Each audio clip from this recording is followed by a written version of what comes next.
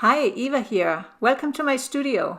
Today I'm going to show you from start to finish how I paint a winter landscape. It's a sunsetty scene, there's a creek, and there's a bunch of aspen trees which I've masked out in the foreground there.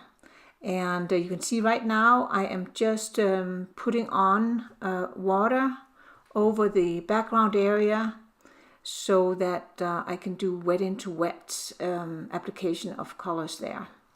And I'm taking my time and making sure that I get everything wet, and I let it sink in a little bit. I'm painting on 300-pound Arches cold pressed watercolor paper, and so it's thick, very thick paper, and it can soak up a lot of water if you give it enough time. So that's what I'm doing right here.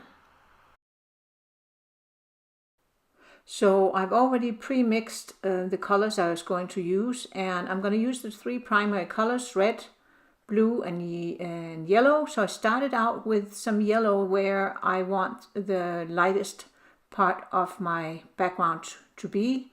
That's where the sun is, or the setting sun is, and then I'm surrounding it with red, and then I'm putting some blue on.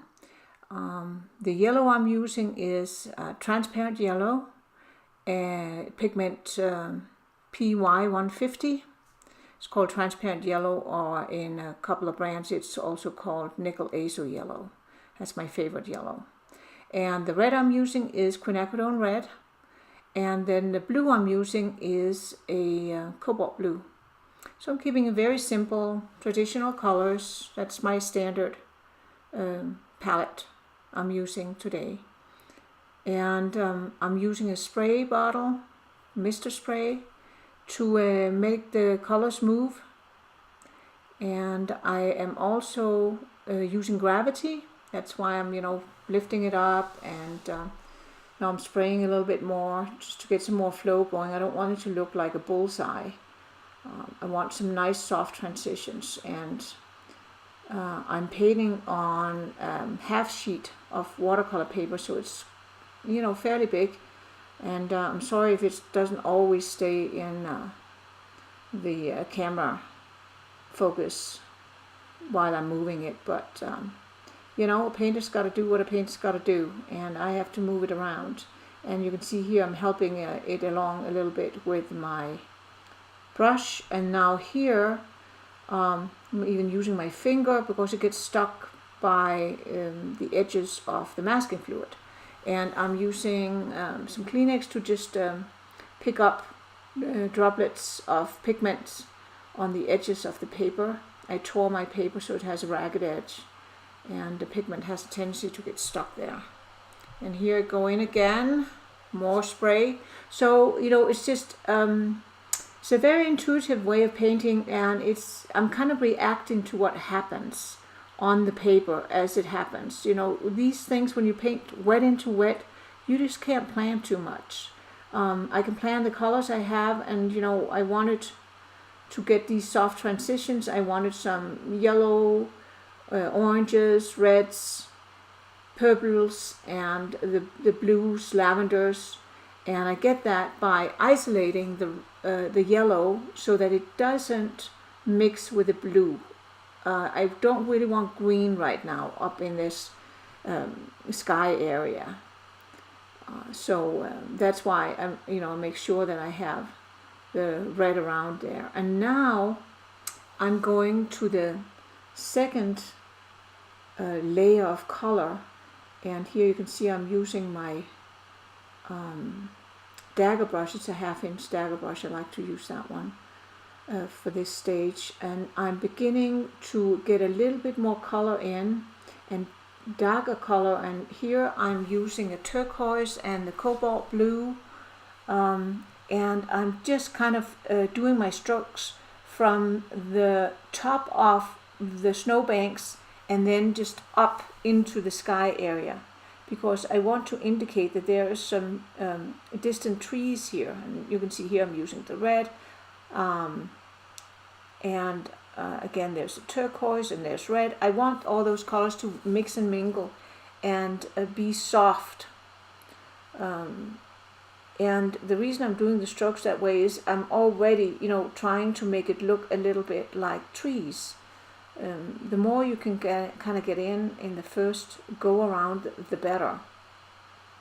So I'm just, again, putting in the colors, and these are the lighter ones, that, cobalt blue, turquoise, and there I put in a little bit of yellow, and you can see how bright that went because it mixed with turquoise and cobalt. But I don't worry about that at this stage, because I know I can just put a complementary color on. Like if something goes too green for me, I can put a little bit of red in, and if something gets too purple, I can put a little bit of yellow in, etc. So that's why it's really good to know your color theory and know the complementary pairs when you are painting, so you can make sure that you get brights where you want them, and you can tone things down if things get too bright.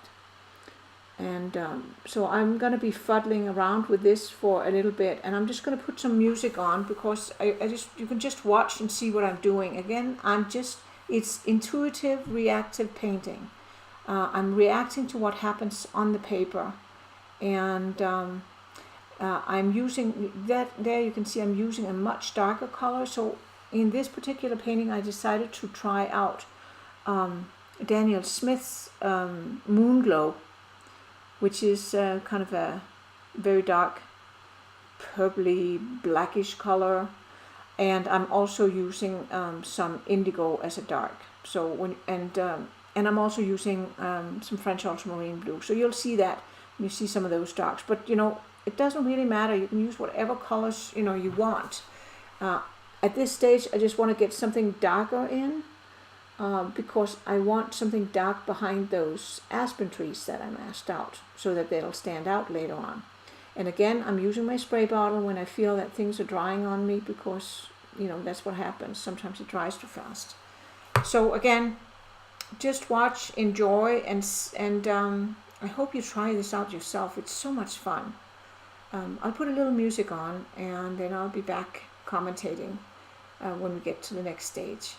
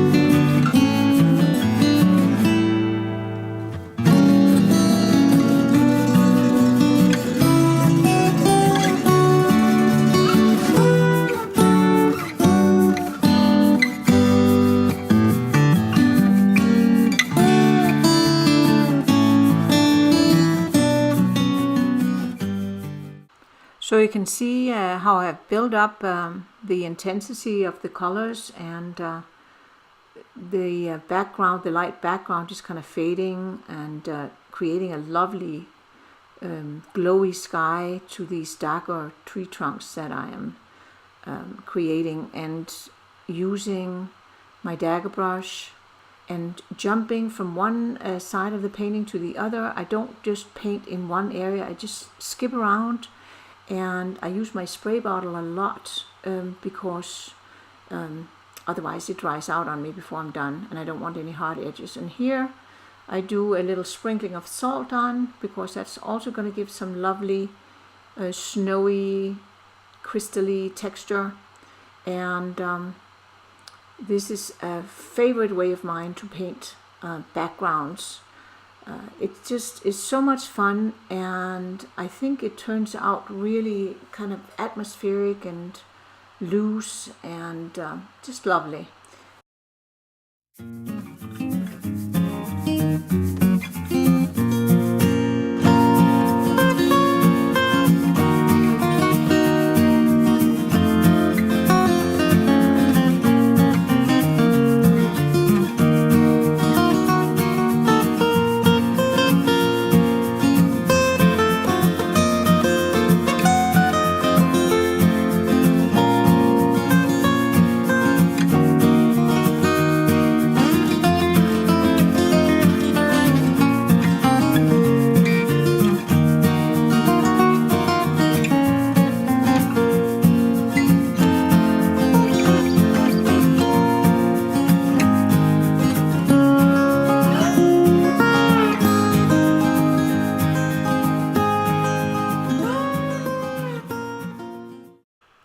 So now I've decided my background is good enough, and I can now wet the area that's going to be the little creek. It doesn't touch the background, so I don't even have to wait for that to dry, so that's awesome. And also it's going to reflect the colors in the background, the sky and the trees and stuff, so it's great to get that in now while I kind of remember what I did in the background. So again, I'm just wetting the whole area, and then I'll be floating in the colors a little bit similar to how I did the background. So I'll just let you watch that. And you can see here I'm doing my water application with some horizontal strokes, and then I'm going to be pulling down color for the reflections. There you can see I'm starting out with the cobalt and then the red, and just repeating the colors I have in the background and in the sky. So enjoy that.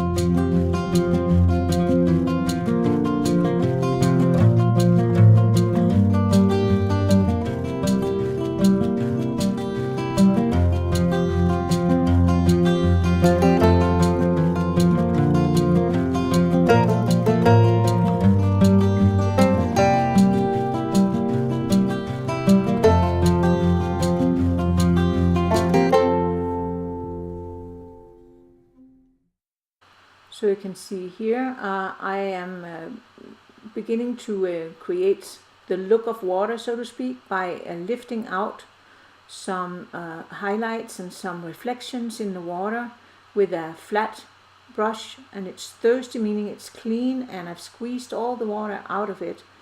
And then I'm just gently lifting out and also transferring the color, moving it over a little bit to create that look of water. And I'm lifting out a little bit underneath some of the snowbanks because they'll also reflect light. And here you can see my palettes. I'm being fancy here. I'm using two because I am using my Daniel Smith palette. That's the one on the left, and then my standard palette, which is mainly with the Winsor Newton colors, because I wanted to use that Moonglow and then the turquoise from or Cobalt teal it's actually called, from Daniel Smith. Now I'm going in, I created a shadow color, a snow shadow color, kind of a bluish lavender color with cobalt blue, a little bit of the turquoise and a little bit of the red. And I'm just gently separating the snowbanks, so I'm putting a little bit of that shadow color at the bottom of that snowbank. You can see me painting on, and that's right away separates it from the one that's in front of it.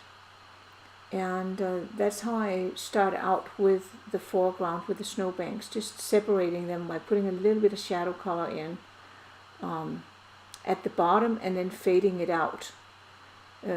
Make sure you have soft edges there, because that's what snowbanks look like. They are, very soft. It's like almost like clouds in the sky. You could paint in the same way. And again, I like to make my shadow color using the colors I already have in the painting.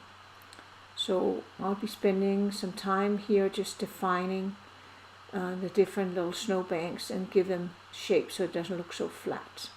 So I'm going to put some music on again, and then I'll get back commentating when there's something new happening.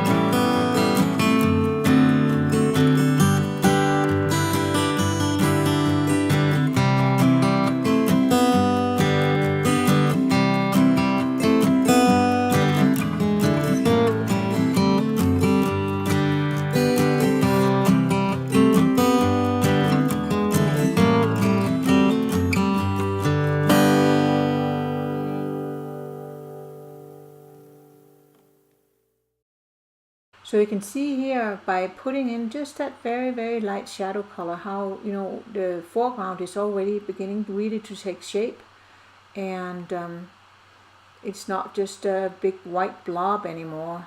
It has some shape to it and some dimension to it, and that's the basis for my foreground. And you'll see as the painting progresses, I'll go in and darken certain areas and fix some shapes and stuff like that. But and I'm also not using the exact same color the whole foreground. I'm mixing it up a little bit, like making some areas a little bit warmer, some a little bit cooler, and that's just to create more interest.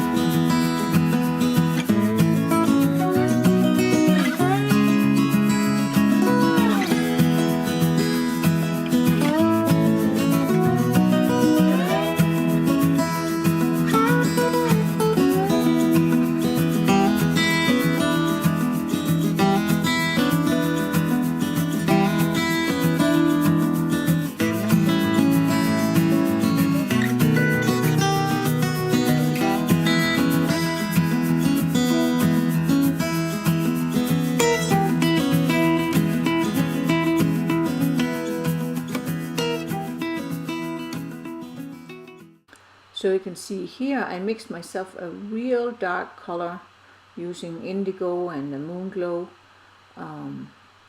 and I'm beginning to put in some of those little rocks at the bottom of these little snowbanks where you know, the rocks are sticking out. So that's a wonderful opportunity to bring some darks into the painting, and I'm just again jumping around a little bit and just making sure that my shapes are irregular, and it's really easy to do this. It's not hard at all, and when you're first doing it you kind of think, oh, that doesn't look like anything, but really when you step away and look at it from a little bit of a distance, all of a sudden you'll see that it actually does read like rocks. And I take a look at my shapes, and you know, like everybody else, you know, I have a tendency to get too regular, and when I see that I just go in and mess it up so that it's not so regular. So that's the next step I'm doing here, and I'm still missing one area, the left bottom area. I still haven't separated that, but I'll get to that in a little bit. You'll see that.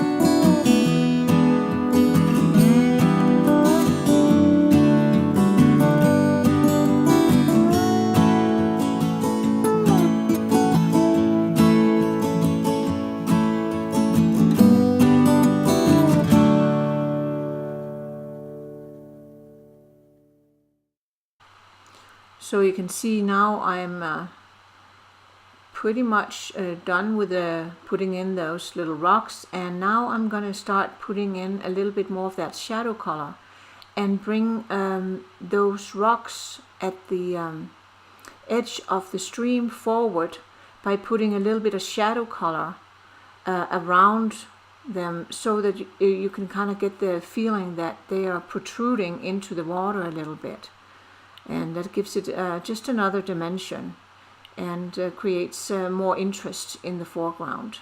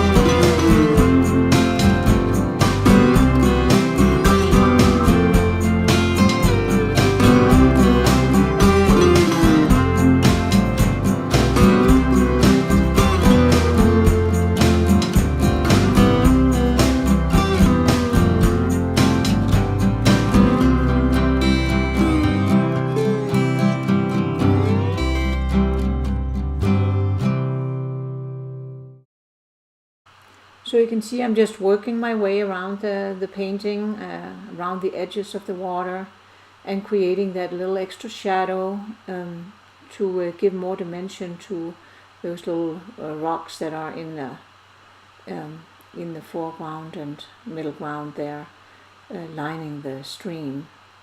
And that is how it is in winter landscapes. That water kind of slushes up against the rocks at the edge, or the dirt. It can be dirt too.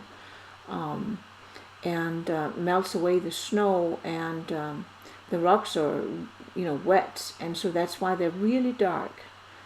Wet rocks, you know, are really, really dark. So it's a great contrast to make the snow look white, even when we have put some color on them, on the snow. So just a lot of fun creating these different planes with just a little bit of shadow color. You can see now I'm breaking up that left snowbank that I had left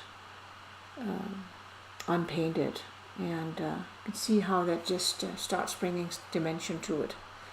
And as I said earlier, I like to mix up my colors a little bit so that it's not the exact same shadow color I use the whole way around. And you know what, I think it makes sense as long as you use the colors that you already have in the sky and in the background there. The snow will be reflecting the sky a little bit also. And right now I'm kind of, you know, reevaluating some of the rock shapes and fixing them a little bit, and just making them a better shape. And now I'm also beginning to put in a little tiny bit of shadow color right where the rock and the snow meets, because that gives more volume to the snow. And here I'm just working on that last little snowbank. And then pretty soon I'll be ready for the next step. I'll put a little music on while I finish up here.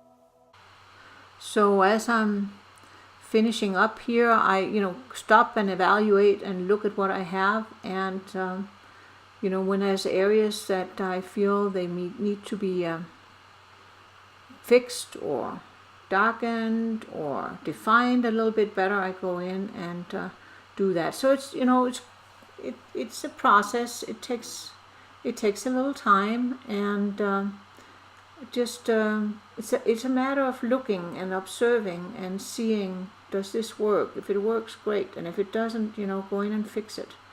So you can see here I'm just giving these little rocks that are at the edge of the water here a little bit more dimension by putting some shadow behind them so they kind of stick out a little bit and it's not all, you know, the same plane.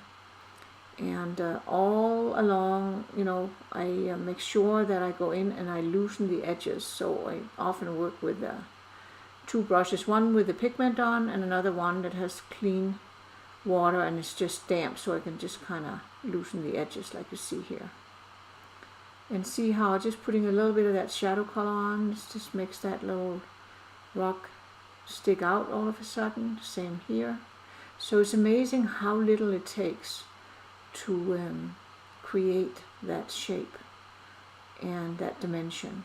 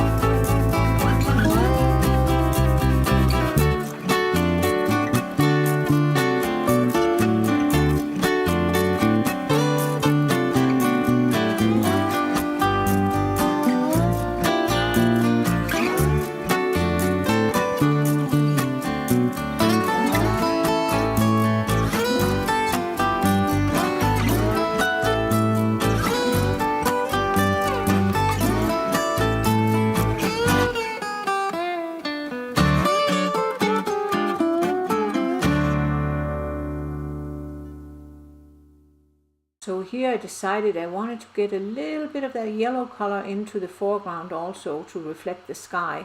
And also because you can see I have that fallen tree mast out, and I want to have some color behind that snow that's on that tree trunk, because otherwise it's just going to all blend in.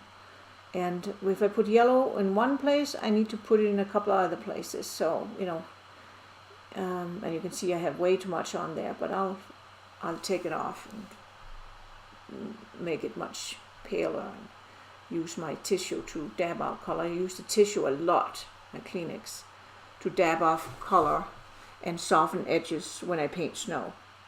And then I put a little bit of that yellow, kind of warmed up a little bit with a little bit of the red to reflect that sky that I have in the background.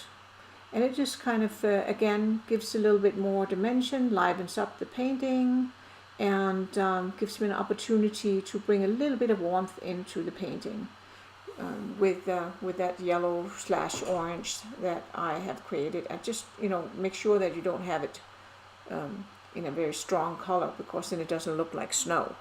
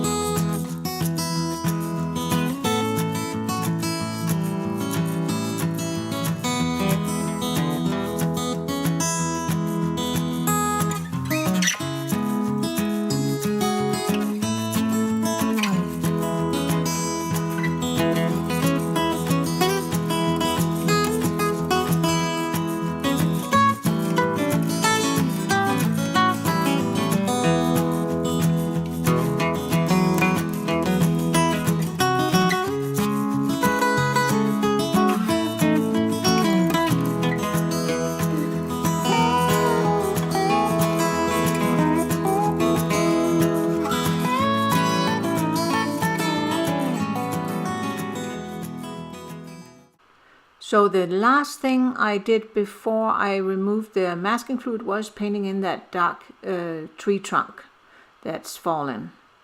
And here you can see I am beginning to paint in the aspen trunks. I'm just giving them a little bit of a base color, and I'm putting it on the shadow side of the trunks. And since they're backlit and the light source is kind of in the middle more or less, I will put the shadows on the left side of the trees on the left and on the right side on the trees on the right. Now here I'm putting a little bit of a warm glow on that aspen trunk. There's a little bit behind another one. I need that one to be a little darker than the one that's overlapping it. But you'll see as I paint the trunks again, I give them a little bit of a warmer tone, just because I have so much cool going on in the snow that I want to have that little bit of contrast. And I want them to make to be a little bit more lively in color than what they maybe are in reality. But I'm never concerned about reality. I like to paint how I feel about a landscape, really, my experience. And I love going skiing out in the backcountry here where I live in the mountains in California, and we've had a ton of snow this winter, so I've had plenty of time to study as I've been out there on my cross-country skis, the colors, the reflections, how the shadows form on the snow, and that's what I'm trying to create or recreate here in my painting. So I will be working on the base color of the aspen trees, and then I will paint in the markings, the dark markings on the aspen trees. But I'm going to put some music on again so you can just watch and paint along as I paint in my first layer of color on the trunks.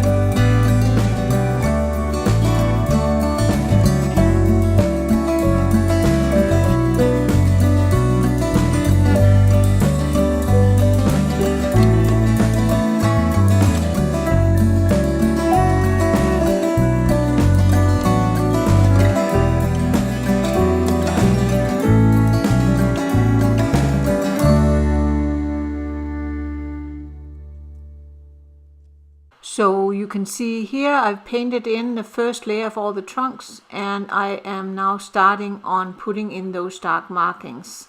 I already did that little tree on the far right, but I basically have mixed myself a really dark color similar to the one I used for the rocks. And then I'm using my dagger brush, but you can use a round brush, doesn't matter what brush you have. It's the technique that's the important part. So very little water on your brush and a very thick pigment on your brush. And then you just drag it. You can see I hold it kind of like on the side, and I drag it over the paper. And those little bumps in the watercolor paper will catch some of the pigments, and that will read as those little dark markings on the aspen trees. Or, if you're living in another area than I am, maybe it's birch trees that, they, to me, from a painterly perspective, I paint them the same way, basically. And that just gives a lot of character to the tree trunks there and pulls them forward. And you can see I like to hold my brush, on the side, and I actually just drag it across, and then I like to turn my paper 90 degrees, because it makes it easier for me to make that brush stroke that I need to create this dry brushing. That's what it's called, dry brushing. And at the bottom of the trunks, I tend to make it a little bit like a curve that curves up like a smiley face. And then as I'm moving up along the trunk, I go more straight. And then as I get higher up on the trunk, I make it curve down. And that is because of perspective and the eye level. Things that are at eye level look straight when they're straight. And things that are above eye level or horizon line, they curve down towards the horizon line. And things that are below the horizon line or below your eye level, they curve up towards the horizon line. And you can see there that reads really nicely like aspen trunks. And I like that I used a little bit more color than I usually do in my base color for the aspen trees. I think it looks really nice and reflects the glow I have in the sky. So I feel that gives it more atmosphere. So I will just put some music on again while I finish my dry brushing.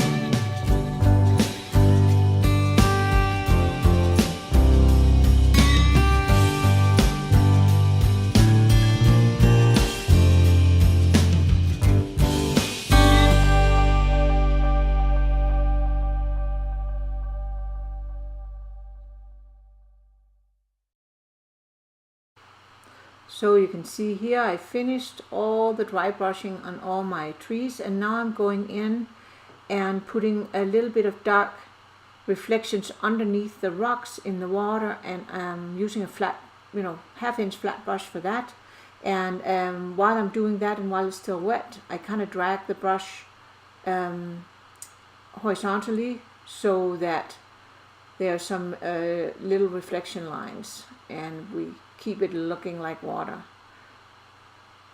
And I'm doing it a little bit darker right there in that bottom corner, and it just gives a little bit more realism and life to the scene. And I just continue doing that wherever I have some really dark rocks. It just kind of brings more dimension to the whole piece. And it's just dragging it, make sure that it's horizontal when you drag those little reflection lines across. And you can also go in with that same flat brush and lift out a little bit, dab with your Kleenex if it gets too dark.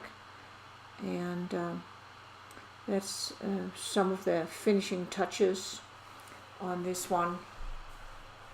And I'll put a little music on while I fiddle with it, and then we'll do a wrap up.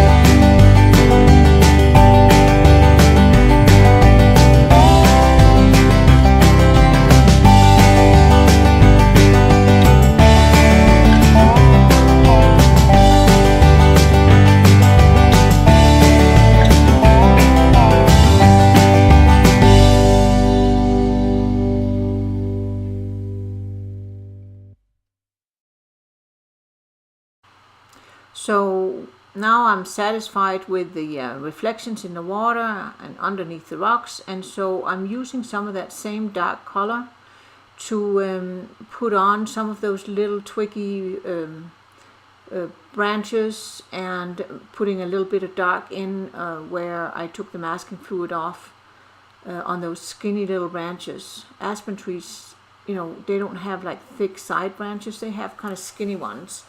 And sometimes they'll look dark, especially when they're silhouetted over a lighter sky. So I'll just put a little bit of those dark, skinny brush strokes in where needed to finish off the trees. I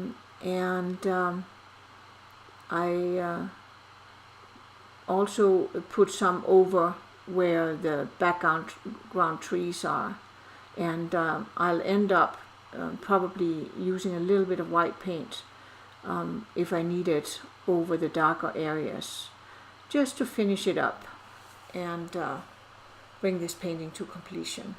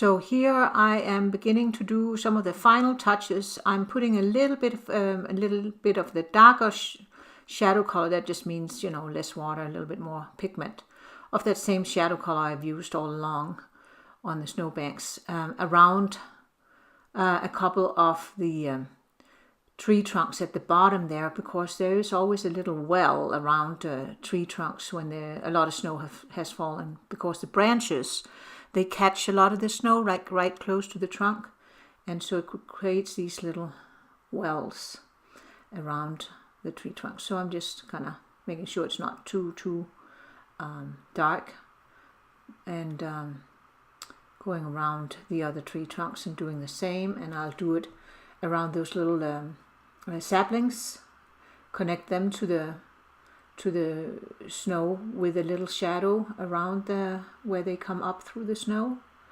And all these little things help finish up the painting. And the last thing I'll be doing is I'll be casting some shadows across the snowbanks, and you can see that in the finished painting here. See, I cast some shadows. So I hope you have fun painting this painting, and if you haven't already, please subscribe to my channel.